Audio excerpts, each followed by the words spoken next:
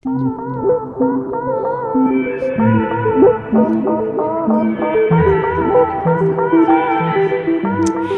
guys, so super excited. I am here with the one and only Andrew Jones. Andrew, thank you so much. Andrew was actually supposed to be in here a while ago. Funny story, both of our kids had to go to the doctor on the same day and the same time. So Andrew has two absolutely adorable sons. You'll never see cuter kids in your entire life. But really the main reason why I wanted to reschedule is I'm like, Andrew is just a brown belt. I have to wait for him to be a black belt. Like, only black belts in the studio. So Andrew recently got his black belt, very well deserved. And he has a very, very cool story where you actually did work like a 9 to 5. I mean, maybe it was shift work, but like, you know, a typical type of job. And then you took what probably a lot of people, myself included, would think is like a fairly big risk, but like you won, and you've achieved something that probably, especially in your community and in the type of job that you're in, like that's it. Like you literally won. Like it's probably, it's amazing. So, do you want to say a little bit about what you're doing now or what you were doing? Sure, yeah. First off, thank you. The black belt was a surprise, but an honor. You looked very shocked. I was there when Andrew got his black belt, rather. And no one was like, comb your hair. I had a hat on. It still bothers me. The pictures, I'm just like looking crazy. The look on your face. So you knew Renee was going to get his black belt. I was actually supposed to leave. Too, so I was like, oh, yeah. Yeah, and I was going to leave. You actually were the one who told me to stay because I was going to get Abby the ice pack. My daughter's trained jitsu, and I just needed an ice pack for my daughter, and I asked Andrew if it was okay. And Andrew's like, it is.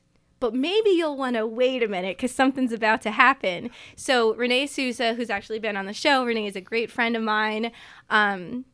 Renee got promoted to black belt, and then the owner of the gym, Zach Laney, 10th Planet Bethlehem, was like, and we have another one. And Andrew also got his black belt. And the look on your face was like, what? Yeah, it felt like what? I honestly, all the signs were there too because my wife was just hanging out with like our sons. Yes. And normally she picks them up and goes. Just leaves, yeah. I'm like, what's up with you? What are you, lonely? Like, what's going on? But it's like, oh, we'll stick around for Renee, I guess. And she's like, yes, good idea. I'm slow. But yeah. So also, where I was working before all this, I was a manager at UPS and then FedEx. And they just want you to give your life to the company. So were you ever a driver for them, or were you always in a managerial role? So I was originally a package handler, so I was loading trucks. Okay. And then I was supervising people loading trucks, and none of them want to do it. It's not even a little bit, honestly. Not even a little bit. They're like, I don't care about. Yeah, what you were telling me so.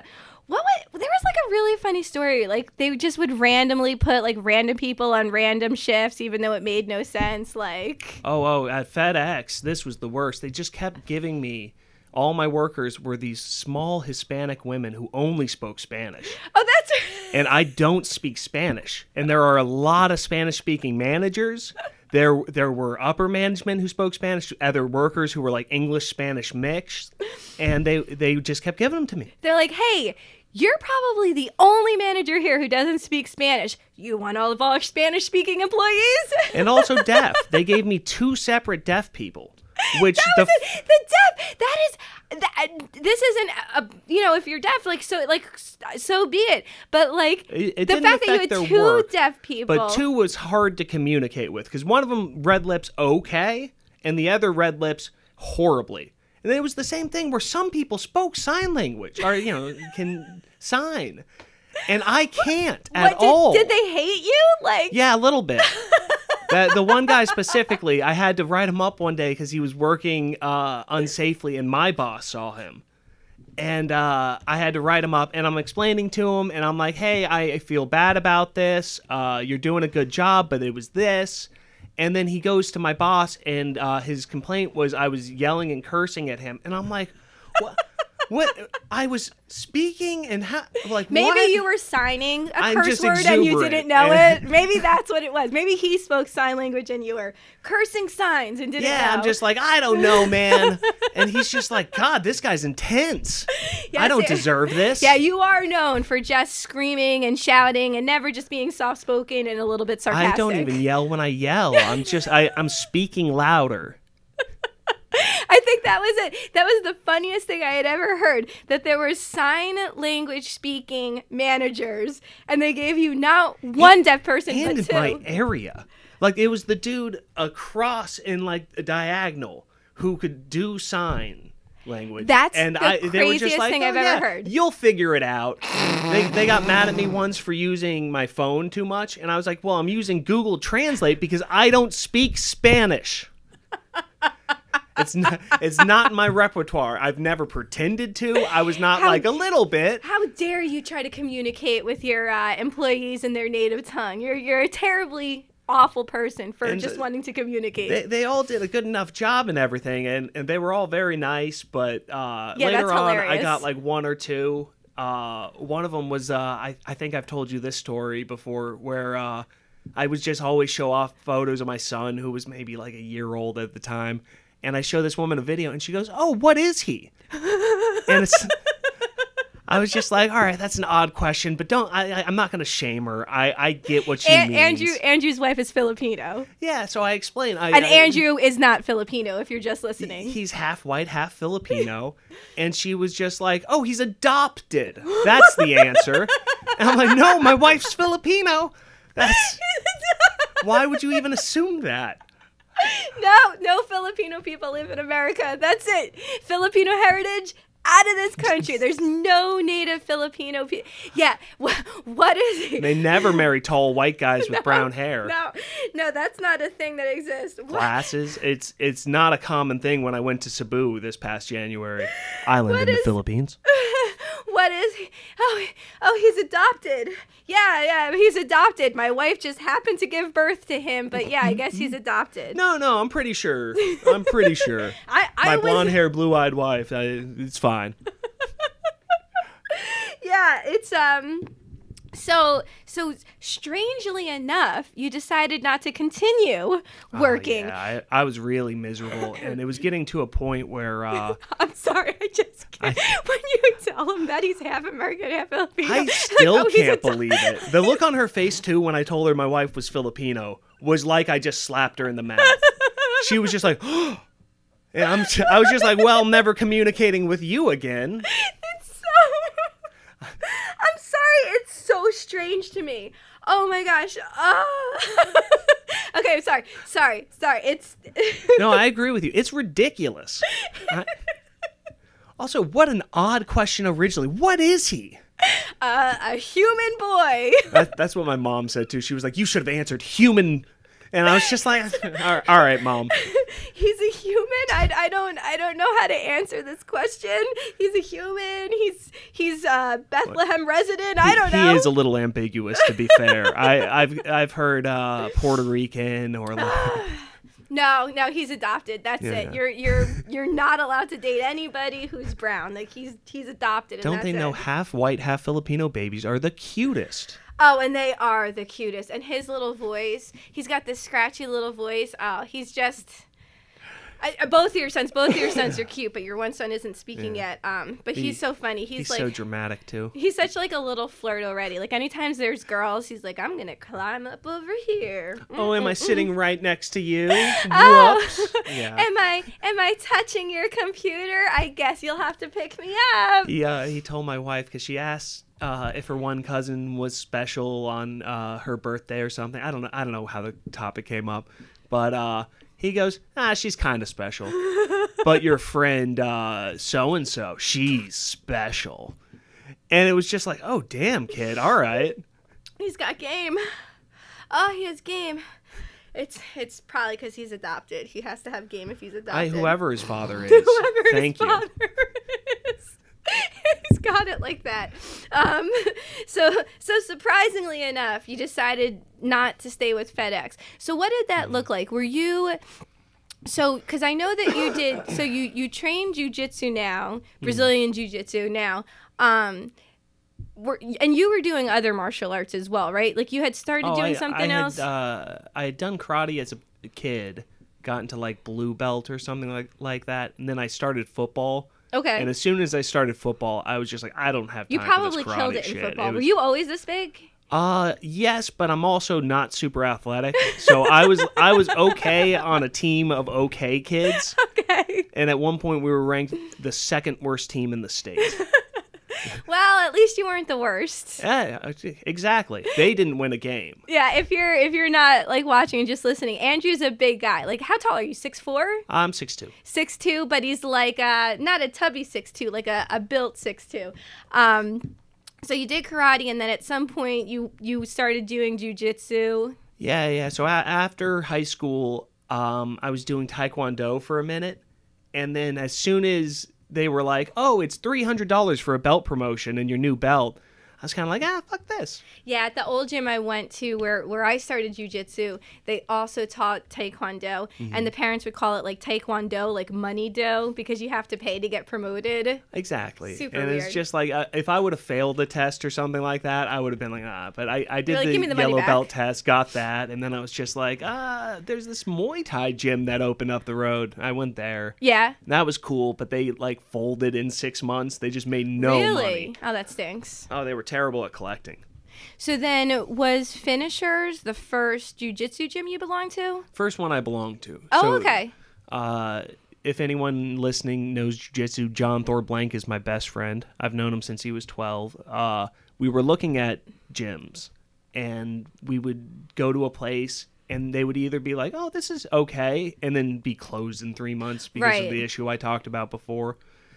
Or we'd go there and like John tapped the instructor first night we were there, and we're like, this place sucks. Yeah, John Thor Blank, to anybody who isn't familiar with jiu-jitsu, he is an amazing athlete. Is he four in the world for his weight class from the ADCC? I don't know anymore, but yeah, he was 4th and 5th for a long time. Yeah, so he and he wrestled as well when he was younger. Yeah, he wrestled in high school. An amazing wrestler, took on jiu-jitsu and just like got his black belt in 5 years. Yeah, like he's it makes phenomenal. sense now why he would tap them, but back then we were just like, they don't know what they're doing. Right, a McDojo. Yeah. So then eventually you guys found Finishers. I was looking up judo in Bethlehem because Ronda Rousey was big at the time. Yes. And we had gone to all the jiu-jitsu schools. They had actually taken over this place, Hammer. Okay. And we had gone there, and that Finishers was yeah. Or Zach was and- running the class, Zach and Okay. Jam, and they were running them there, and it was like right after we had checked them out. So we went to Hammer, checked it out. John tapped the instructor, and we were like, we're never coming back here. We actually met a few of the guys, the old OGs like Kyle Fritz, Big Jordan the Barber. They were there that night. I'm pretty sure those were who we had partnered with. Okay. And we just never went back. And then all of a sudden I'm looking up judo, and 10th Planet Bethlehem's right there. And I'm just like, there was never this before. Right. So I called them right up. And Zach answered, and I'm just like, how much? Can I come check it out tonight? And he's just like, yeah, come through whenever. And I couldn't because I got off too late or something. So me and my brother went the next night. Because your brother used to train, right? Yeah, He doesn't. He does a little bit in Okay. Kansas City. He trains with those guys. I think it's Lone Wolf MMA, 10th Planet, Kansas City. Okay. They're a good crew. They're Yeah. fun. But so we went over there, and first night, like John got tapped in like 12 triangles, and we're like, this is legit. You're place. like, okay, this is real. But Zach always loves telling the story because, especially, I think it was my brother who said this. But we walked in, and he was just like, "We're the Jones Brothers. We're here to sign up." And they're like, "You can take like 2 weeks of free classes, which is way too much. 2 weeks is a lot. 2 weeks is a ton." Yeah. I don't know why they were like, "Yeah, be sure you want to sign up, guys. Come on." So we don't want to make a profit or anything. Every night after class, Kevin was like, "We know we want to do this. Let's just sign up." And Right. I was kind of like, "Hey, let's get the free classes. What's up?" And I think we signed up like a week in, and it was no regrets since. Also, Now- where I met my wife. Is it really? Yeah, yeah. I didn't know that. So now, was she, because I know, I mean, obviously when you're pregnant and having babies, you're not actively training, but did that how you meet her, training there? Like, was she? Yeah, she was new, and she was at an open mat, I think, like her first week, just watching or something. Now, this was 2 locations ago, right? Because This would have been original spot. Okay. by Yeah, because Jimmy I John's. started when you were at the Rudners. Oh, that makes sense. Yeah, so that's why I didn't actually know your wife that Yeah, much, that's because funny. you were already having children then. You probably started right around when she got pregnant. Yeah, probably. And I was only going to morning classes. Oh, yeah, yeah. So honestly, I think the first time I met her was when she got promoted Maybe. to Blue Belt. Yeah. Yeah. I might have run into her one other time, but I didn't actually know who she was. And then Laura introduced us. And then, like, I felt stupid. I'm like, oh, my gosh, I should have at least knew you were Andrew's wife. Like, what kind of a jerk am I that I Well, don't it used even to know? be easier. We'd be at the fight. Like, everyone would go to the fights. Right. Everyone would go to watch the UFC. So Right. it'd be like, oh, you're so-and-so. Oh, Yes. yeah. Whereas she's around a lot more now, and she loves training, especially kickboxing. She Now- loves it. Oh, she just, and does she go to Allentown? Does she train at She Allentown? likes Allentown a little more because There's more girls I'm not there. Yeah. That's so funny. She's like, I don't have to see your face. Great. Great, I'm there. So Andrew, so Finishers MMA, 10th Planet Bethlehem. I guess, would you call it like a sister location in Allentown? Is that how you describe I'd say it? that's accurate. They have a sister location. It all used to be one, and then John Thor Blank, the gentleman we were speaking about, he opened his own location, which is affiliated, I guess you would say, with 10th Planet Bethlehem. And the Allentown location also has like a lot more females who go there, because Laura, Yeah, she runs a women's class and who's stuff. incredible. Doing a great job. Yeah, Laura's incredible, and she's at the Allentown location. So when you started training, were you still at FedEx? I was at UPS. No, I was working for a rental company called Lizers at the time, Okay. which was a random job. Just like, was that after FedEx or? Yeah, they were very good to me. I loved the Lizer family. Rob Giuliano was my boss. He was the grandson of the original guy. Okay. But they were great, and they were great to me. But as soon as I had a better opportunity, I was kind of like, hey, see you guys, thank you. Right. And then, so then you moved to like I was at UPS as a package handler. Okay. So then how did you, first, why don't you, I don't want to, I've known you for worries. so long, and I don't want to misquote what you would call your official title now. So what's your like official title with Finishers? Whew, good Or question. or title that you feel comfortable sharing with I everybody? feel like general manager is what gets thrown around a lot. Okay. And then owner, obviously. Yeah. So you went from somebody that I would see at the front, and so how did you make that move? How did you make the move from working for someone else and then to coming to 10th Planet? And the rumor has it, Zach tells the story very funnily, that you were just like, yeah, I really believe in this place, and I'm going to show up and help out. And when you can finally pay me, go ahead. That's not dissimilar. I was miserable at FedEx. My wife was kind of getting to a point where she's like, maybe just quit and do something. Because she has a pays great little job. less. Yeah, she's a nurse. She's doing great in school for being a nurse practitioner. But I was very hesitant on it because it's like, I don't want to put everything onto you. Right. And then I was talking with Zach, and they had just let go of who was working as manager for them. And as soon as that guy got that job, I was like, shit, that would have been where I could have gotten in. You knew that would have been a great opportunity. I was like, I could do that. Right.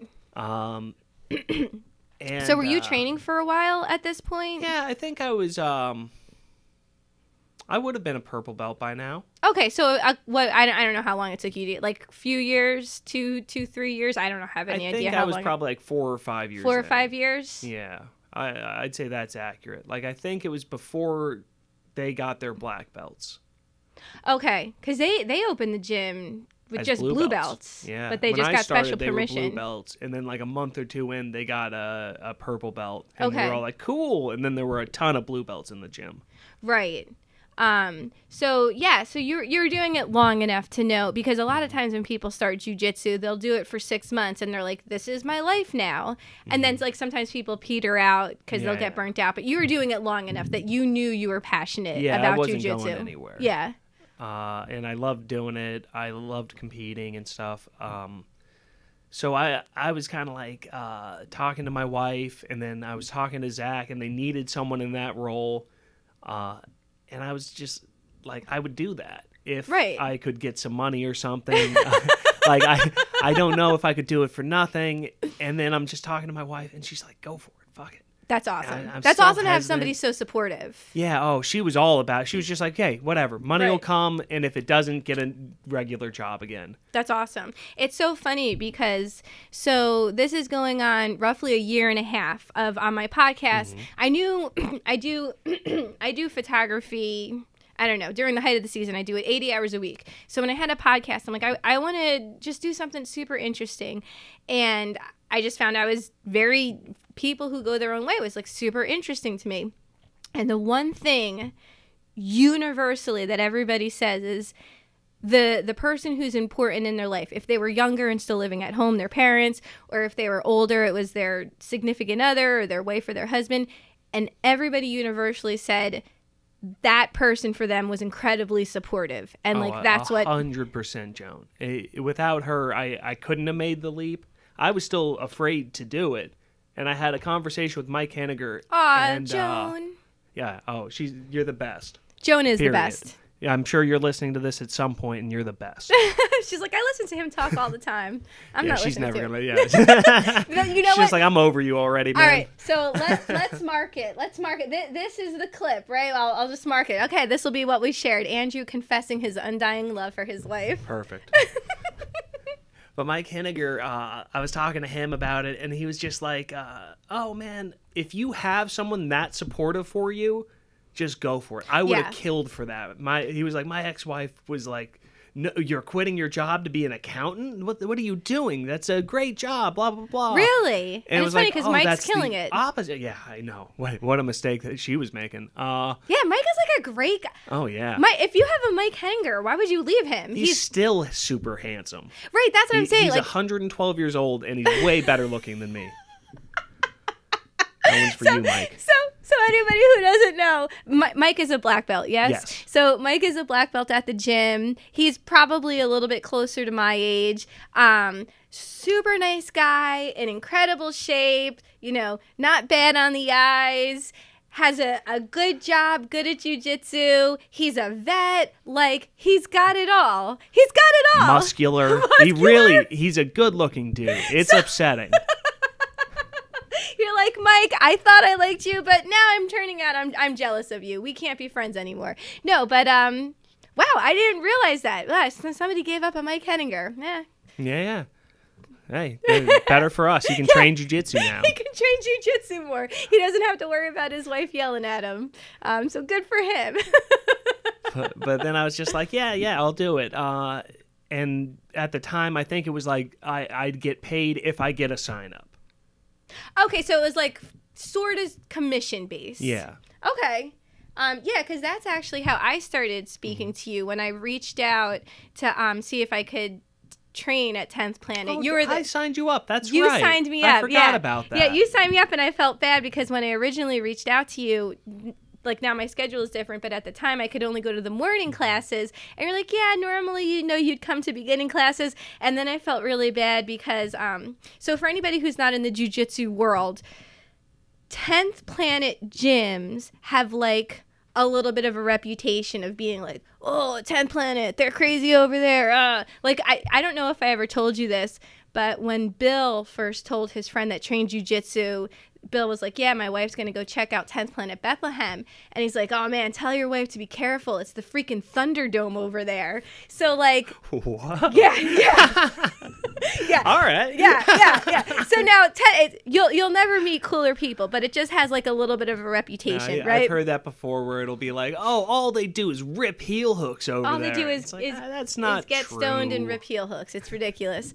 But... So So I felt so like you guys already had this. I actually, before I even trained, I signed up for the mastering the system just so I could watch the warm-ups because I was so terrified of making a fool out of myself. Because I asked you, I'm like, oh, it's really hard for me to get to night classes. Do you think it'd be okay if I came to all levels in the morning? And you're like, yeah, sure, that's fine. I'm like, oh my gosh, I just did this stupid thing. I better know what I'm talking about.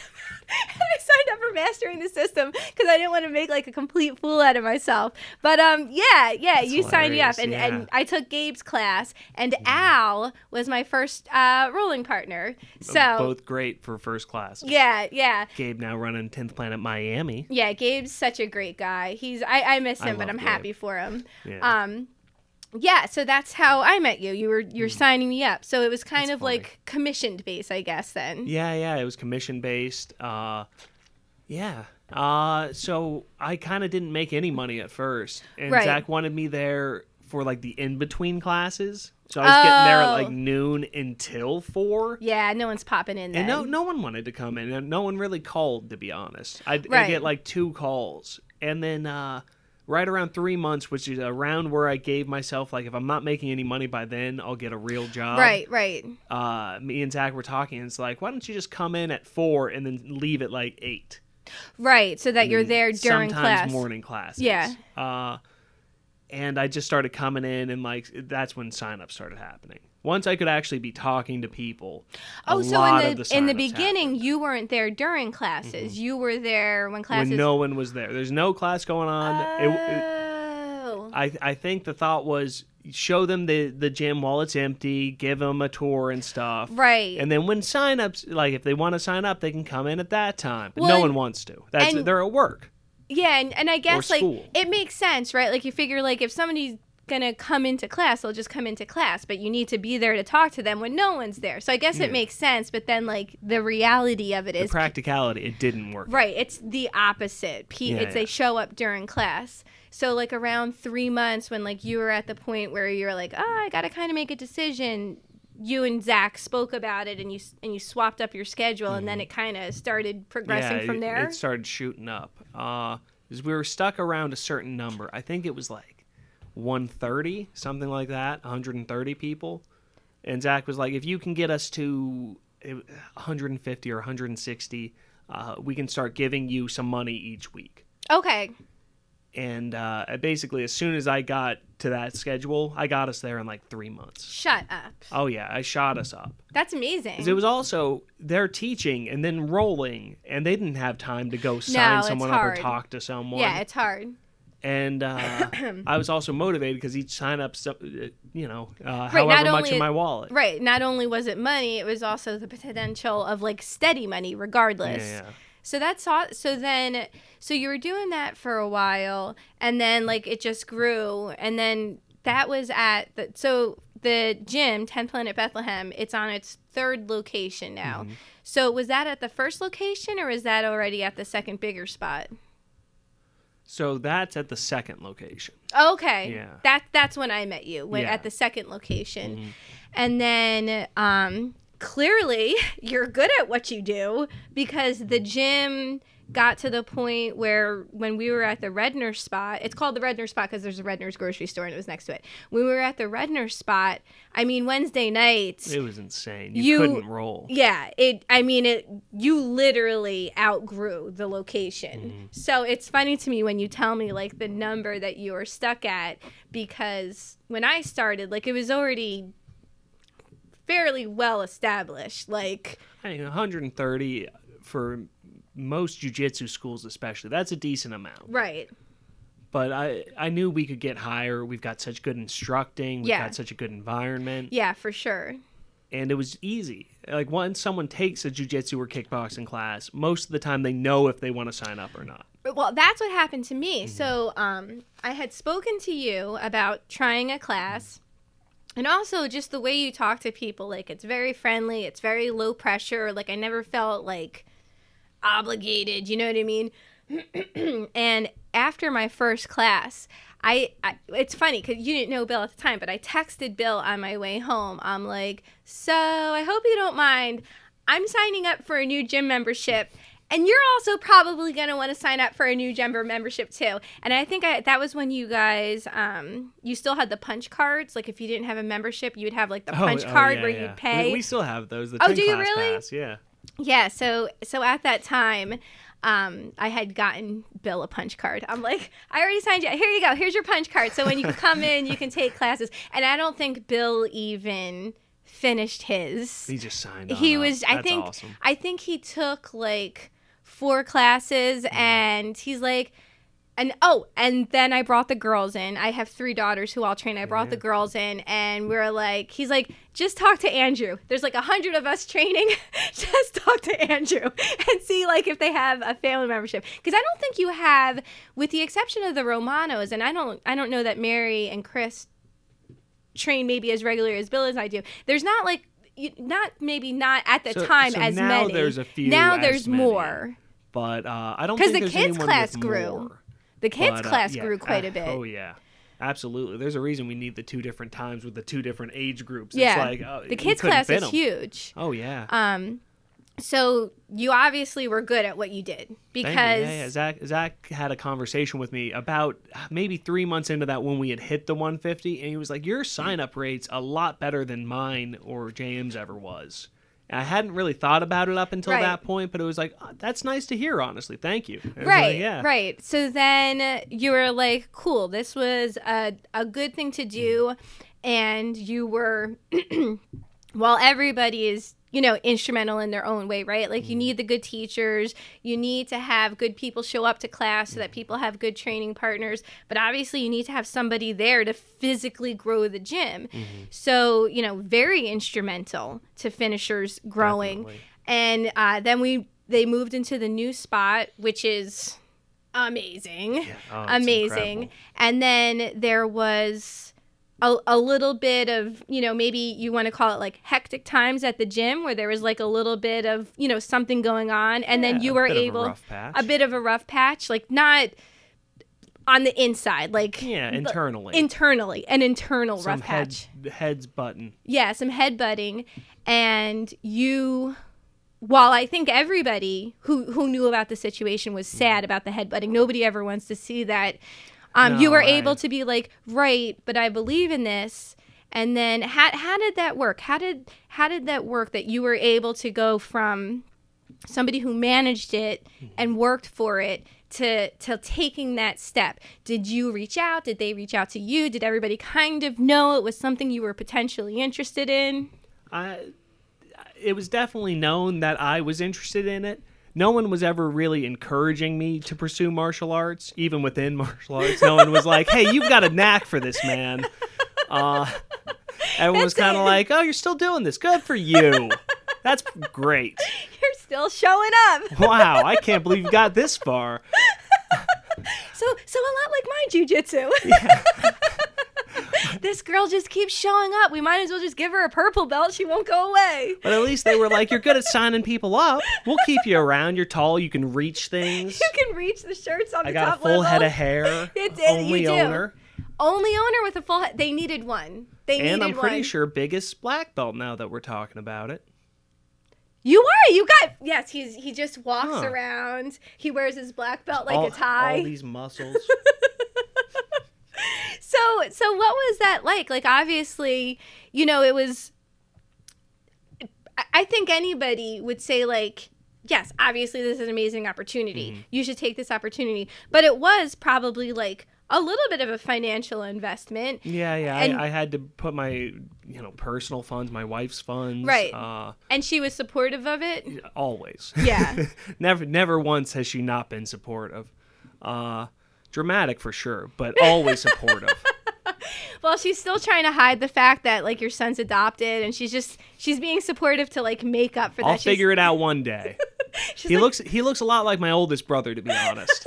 She's like, I can't let him know. I'll just let him take whatever job he wants. Now the second one, there's no one whose father that could be. The kid looks like me with her eyes and then white skin. He is. You have a brown baby and a white baby. I thought both would be super brown. I don't like sunburns. Sorry. I thought I bred it out. I don't know. No. Not for your youngest, at least. Poor little. Damn my conqueror genes. At least you have one son that's yours and not Yeah. adopted. But so was it like exciting for you, nerve-wracking for you? Was it like, or was it just one of those things you're like, this is the natural progression? It was for sure the most stressful time in my life, because with that headbutting, there was a shift in the environment. Right. And for the most part, it was Monday, Wednesdays, Fridays, Saturdays. We're still pretty fine. Right. Tuesdays and Thursdays, which were the where there was some internal headbutting. Yeah, that's where people had stopped coming. Well, and it's probably also difficult. So for myself, I feel, I don't know if you call it fortunate, but I own the business by myself. Mm-hmm. I don't have to, I mean, I talk to Bill, my husband, Bill. I talk to Bill about every big decision, but I run the business. Mm-hmm. So I'm not running the business with somebody else. But I imagine when you run a business with your friends mm-hmm. and you have business disagreements, like, it's not like if you have a business disagreement with some coworker and you go home and you're like, F him, he's just a jerk. Mm-hmm. Like, these are your best friends. So it probably was business-wise difficult and just, like, hard, like, because they're friends, too. Mm-hmm. Like, it's probably was hard.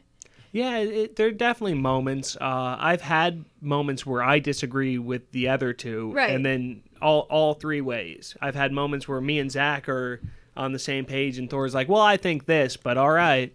We've all compromised pretty well. Right. I fought them on a few things where they were like, no, this is the decision. And most of the time, I end up agreeing with them anyway. It's like, all right, this is working out. I thought this thing is working great. Right. So you're all mature men who realize you can talk about things and disagree over business, but it's business and you can talk things out and be rational. And to be honest, that is what I feel like Zach specifically needed for a while. It a lot was falling onto him. And even when I was just manager, he would call me and we'd have these 2-hour talks where we talk about a bunch of the business options. Right. And I'd always kind of leave it like, hey, it's your business, your decision, but this is what I think. And most of the time, he just appreciated the input.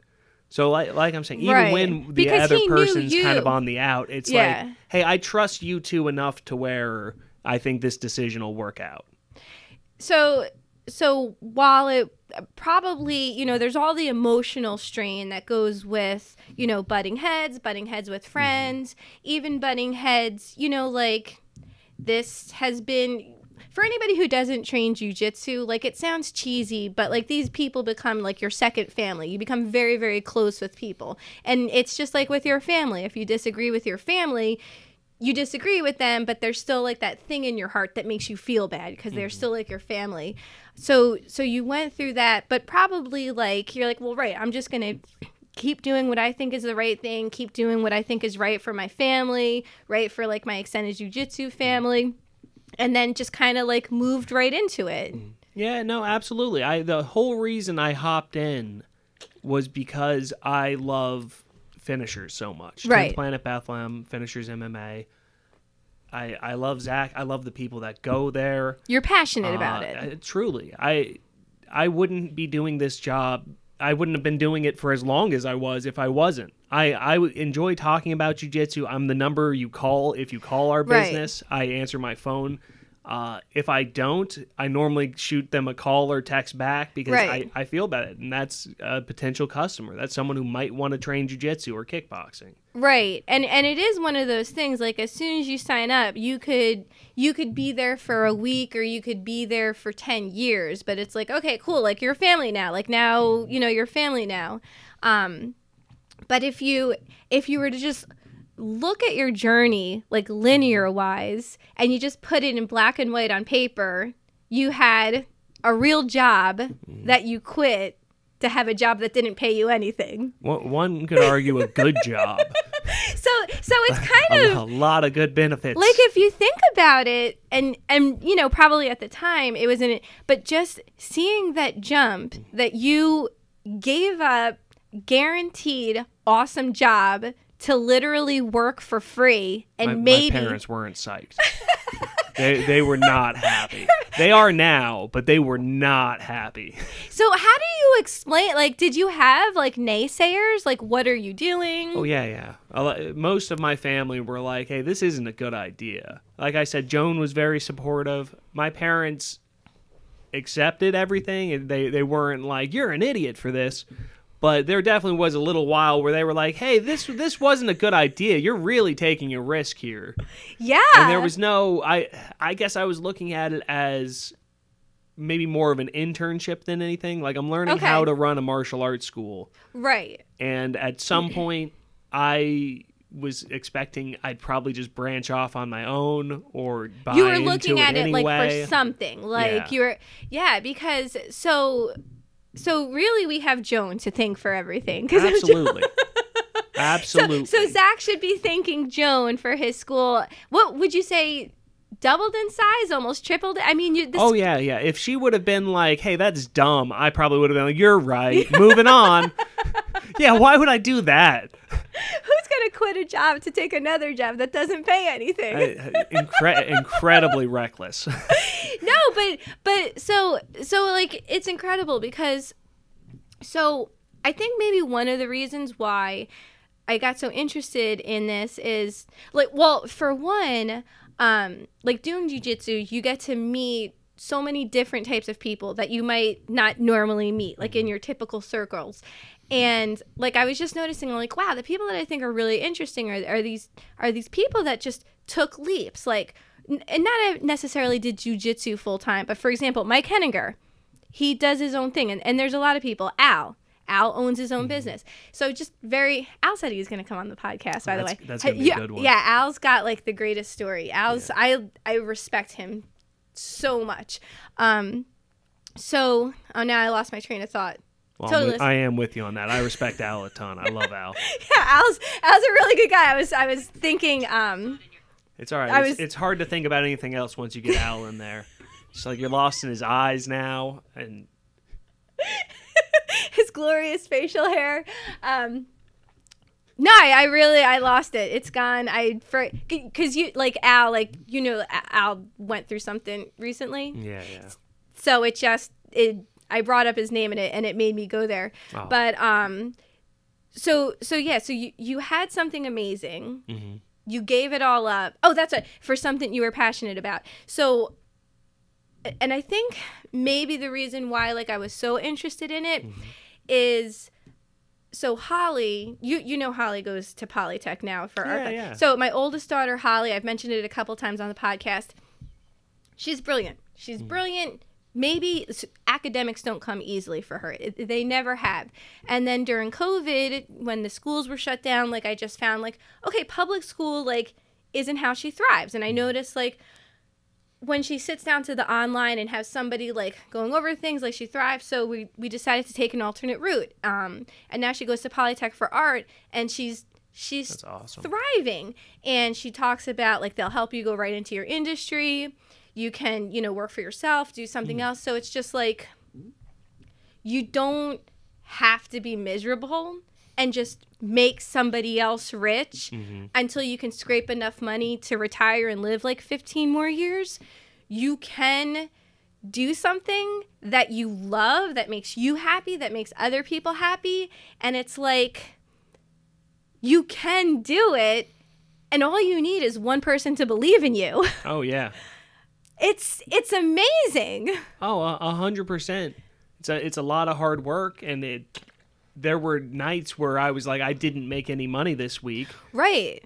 But it worked out. Everything is going great. And I still love that business as much as I did the day I walked into it. Yeah, it's awesome. I'm so grateful for finishers. And I think sometimes people don't realize how spoiled we are. Like, if it was your first jiu-jitsu gym, you went to another place. So know, like, oh, this is a great place. Yes.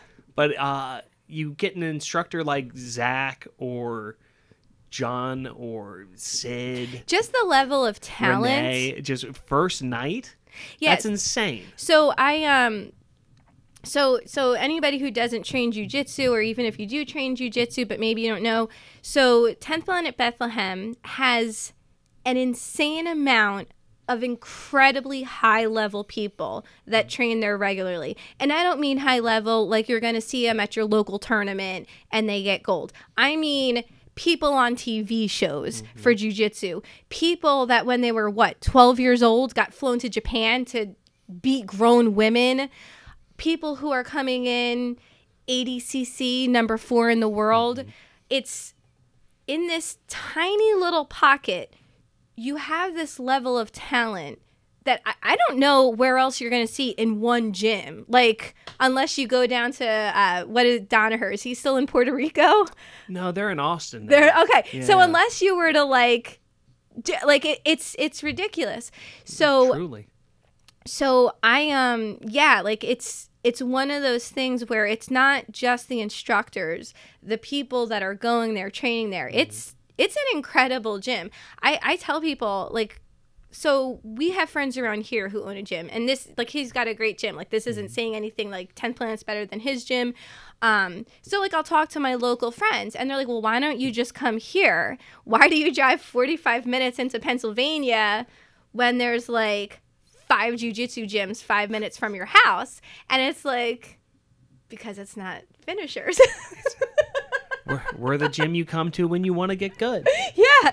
Like I remember that one kid, he was this skinny little kid from HQ, and Eddie brought, and he got really into training. He was Asian. I can't remember his name. I remember that yeah. guy, yeah. And he came to visit for a little bit, and just because he was tinier, like we partnered up and we did a few rolls, and I asked him, and Eddie Bravo is the man who literally invented 10th Planet Jiu-Jitsu, told him, well, if you want to get really good, go check out what the people at 10th Planet Bethlehem are doing. And he did. He flew across the country. Like, I mean, people have heard about us on Joe Rogan's podcast Yes. when Eddie mentioned us. Yeah, so it's one of those things. I talk about my gym a lot, but yeah, like you I don't think you can really appreciate it if you didn't go to another place. Like the gym I started at, lovely gym. I have friends who still train there. I have friends who instruct there. It's a lovely gym, but it's more like I like being in shape. I like, being, doing stuff that makes me stronger. Jiu-jitsu is a great way to stay in shape and learn like a little bit of self-defense. And that's like, it's a lovely thing for hobbyists, but like if it grips you, if jiu-jitsu takes your soul and you love it, like that's the thing. Right. And there are plenty of people who just come in for fun in the workout, but Right. like you're saying, there are so many people who came in just for the fun in the workout, and all of a sudden they're a purple belt and their Yes. husband's a purple belt, and it's just like, oh, it's all your kids train too. Cool. Yes. Yeah, it's awesome. So did you ever, when you started training jiu-jitsu, did you ever think like, oh yeah, one day I'm going to be part owner of one of the biggest jiu-jitsu gyms in maybe the country? So probably yes, but not for the correct reasons. You're like, yeah, I was like, this is going to work out. I know what I'm doing. No, but you know what's funny? So I was talking to Never Again podcast when I was on that. I know Never Again podcast. If you guys ever want to check it out, he's an awesome guy. He has an awesome story himself, and he has like really, really great interviews. I can't say enough good stuff about him. Cooks the hell out of a burger too. His smash burgers, they're everything. Really good. They're everything. But when I was talking to him, he was asking me, like, as a small business owner in a creative industry, if it's ever, like, really hard. Like, because you always, criticize yourself the most. And, like, do you ever wonder, like, can I be good enough at this? And I said, no, I have the opposite problem. My entire life, I have been way too confident. I have been confident in things I have no business being confident in. And I just always have, so that's so funny. Like, Ange, did you ever think you did? Yeah. Yeah, I knew something like this would happen. It wasn't this exact thing. Definitely wasn't the way it happened. No, but you just, and don't you kind of feel like it's almost like, I'm not into like manifesting your reality. Like I'm a Christian, blah, blah, blah. But like, don't you kind of feel like if you believe in yourself, like you believe this can happen, it can happen. And if you believe it can't happen, it won't happen. I definitely agree with that. I think self-belief is probably what's gotten me this far in my height. I mean, you believe that your son is yours, so I mean... I knew it'd be a son, too. Both times. I told her. She thought she was slick, too. She's like, let me tell the adoption agency, make sure you get us a boy. She did a little ultrasound in the hospital that she was working at, and she was like, really? Oh, it's a girl. Did she really? So she pulled That's a fast awesome. one on me and was like, I'll pick the girls' names. You pick the boys' names. So I picked Did some boys' she think names. it was a girl? She thought it was a girl. Oh, she did? They couldn't see a penis. And then we go to the ultrasound, the official one, like a week later. And... they're just like, there's his penis. And she's just like, are you sure? She's like, no. And I'm just like, I told you, I make boys. It's what I do. I knew this about myself. I was positive. It's that self-belief. That's all you need. It's all I've got.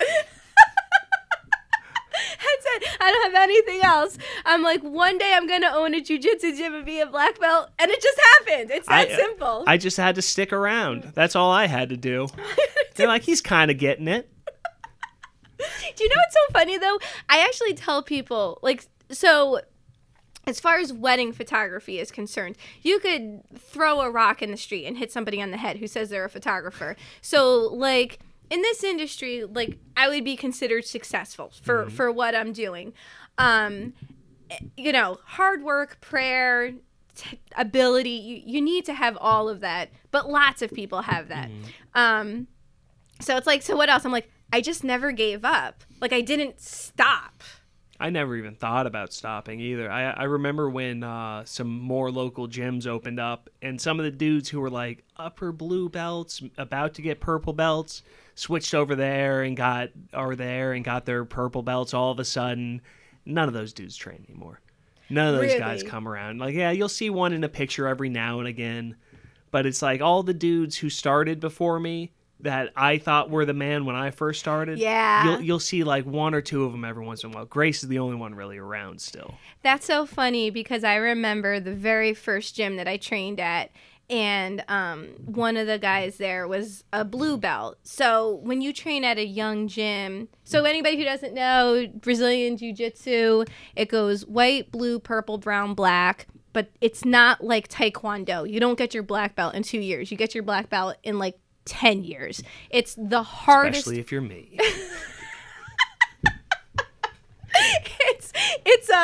It is. I'm not just saying this because I do Brazilian Jiu-Jitsu. Look it up. It's the hardest martial art to get promoted and get your black belt. So when you start as a white belt and there's only one blue belt, I was like, oh my gosh, he's amazing. If I could ever be a blue belt, my life would be complete.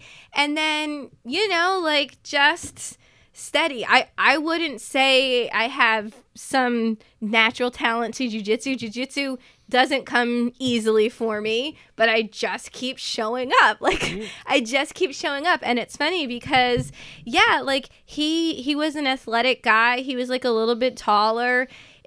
Maybe it wasn't incredibly, like me getting my blue belt. When I got my blue belt, I was like, oh my gosh, I can't believe it. I can't believe, like, because in my brain, like so some people get stripes if you do jiu-jitsu.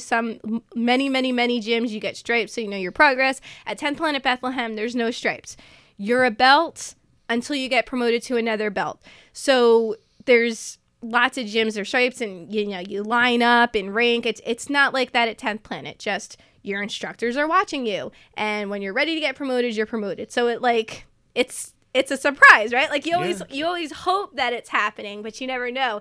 So at 10th Planet, everybody's a white belt until they're not. Yeah. So you don't get the white belt either. I've had people be like, when am I going to get that? And Never. It's like, you'll get a blue belt at some point. That's what'll happen. Never. You're never getting a white belt. So yeah, like in my mind, when I finally got promoted to blue belt, like it meant like I was officially somebody who did jiu-jitsu. Like I stuck around, and then forget about it. Getting my purple belt, I was like, well, that's it. my life is complete until I get brown belt, if it ever happens, and then I'll like want to die then too. But yeah, it's very, very difficult, but it's just like, you know, like with business, with something that you're passionate about, yeah, like some people might be just naturally better at it, have a hand up. Maybe if it's a business, they have parents who like gave them money to start out, but like just not quitting, like just showing up is like so much of it, right? Yeah. Honestly, just keep on being there, try your best. That's the one thing I will see sometimes is guys will be coming in half-assing it and then being like, why am I not getting better?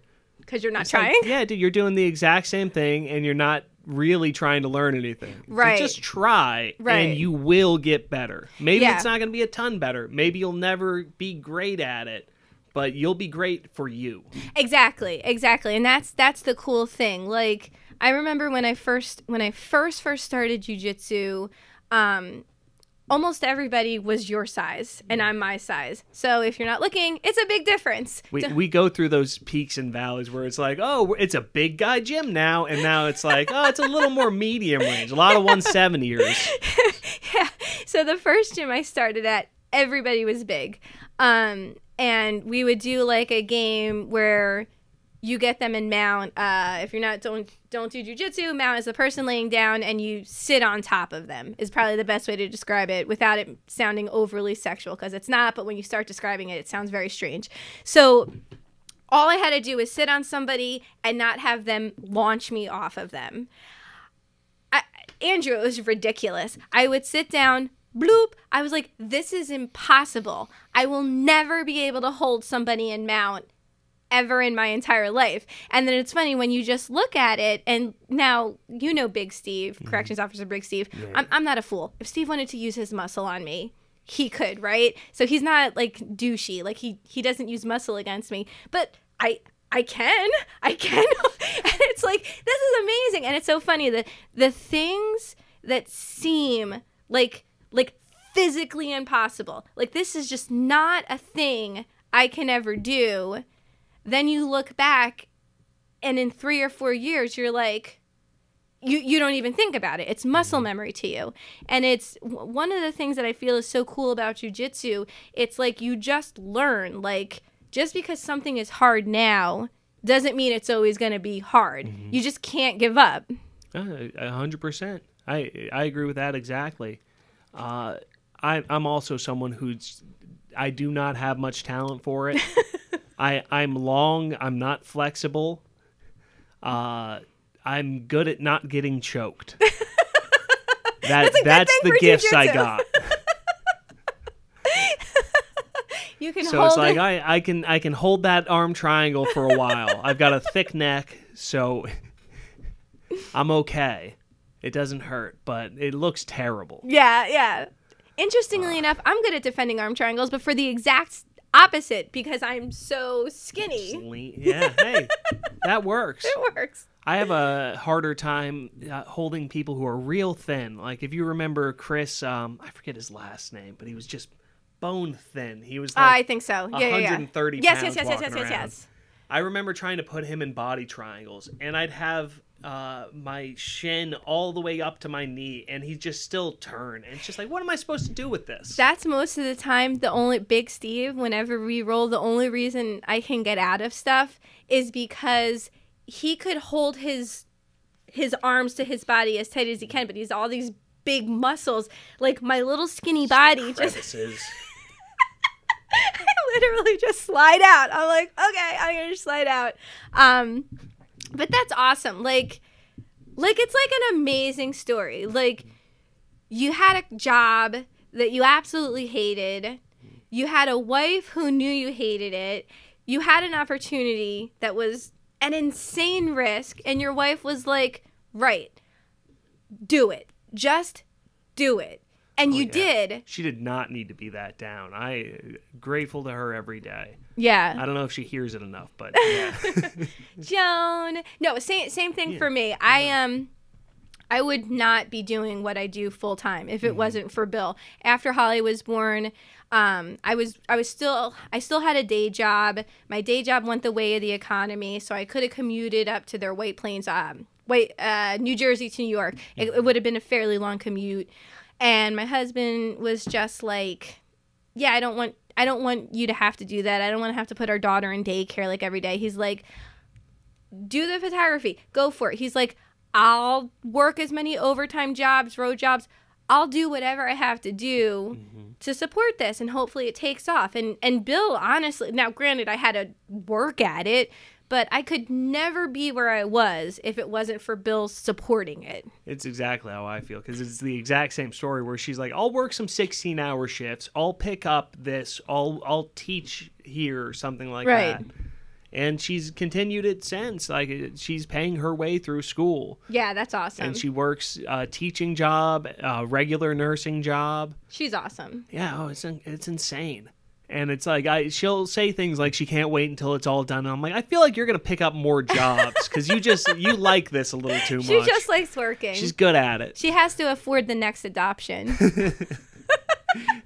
Plus all the tricking me with the fake pregnancy stuff. It's expensive. It is. It gets pricey. It gets pricey. No, but it's awesome. And like, honestly, like, so happy for you. Like, when the announcement was official, when the announcement was official that you were going to be stepping into that role at Finishers, Bill and I wasn't sure how people were going to take it, to be honest. Bill and I were so happy. We're like, that was the right move. Like, we both were like, yes.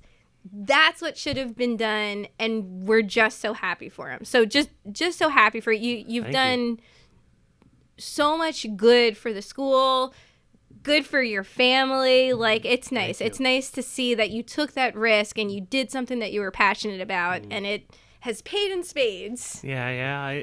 I'm glad about it as well. I really am so happy I took the leap, and I love the school so much that it's like I would be doing this for a lot less pay. Right. And I kind of was.